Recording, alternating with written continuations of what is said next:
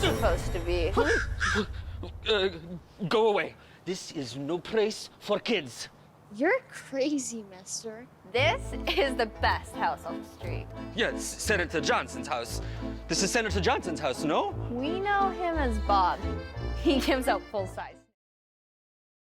Hilarious. Loved this piece.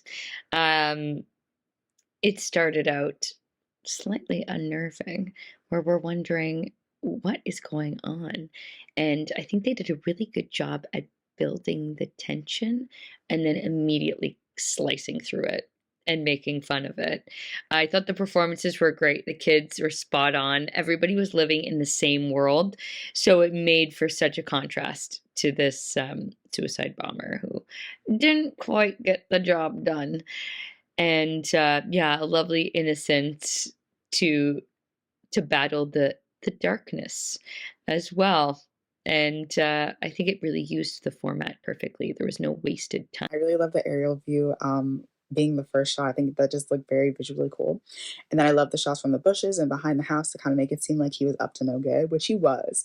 But I think the irony of it being on Halloween and no one believing him and thinking it was a costume was very funny. I do think it's funny how he's a grown man, but they didn't question why he was there trick-or-treating, and I think that was hysterical.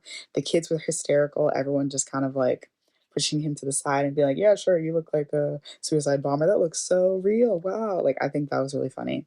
The kids did a great job. I like how whimsical it was. I think making the wire into a butterfly was so funny.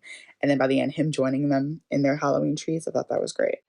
I just thought the music was great throughout. It was very nice and light considering the subject matter.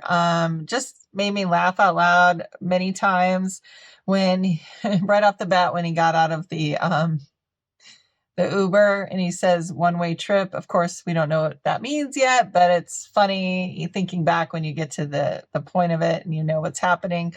Just funny that this guy picked Halloween to do this on, and he's foreign and has no idea why these kids are dressed up and getting candy. It's a confusion that goes really well with this and keeps it, I think, very lighthearted, and you're not really worried about it going off and killing all these kids. But it is really funny when the kid yells, kaboom! It's just great acting, great direction. The cinematography for this was absolutely beautiful. That opening top-down shot was incredibly cool. And I really liked the story. There were so many parts of it that were very, very funny.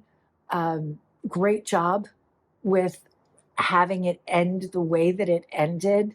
It was just really incredibly well done. Wonderful camera work, nice acting. I thought this was really, really funny and like really, really cute and had some really good comedy to it. In addition to that, you have this idea that kids are so fearless and they just don't have as much of a filter or as much of maybe I not cynicism, but they have a level of innocence to them where they would see something like that and assume that like even this grown man is like playing in and participating in Halloween instead of the real serious implications of it. And I think that's just like so lovely, and that can be so healing, and that can be so precious. Just a great example of a short with a great concept, just really fun premise and writing, even though it's a really kind of serious,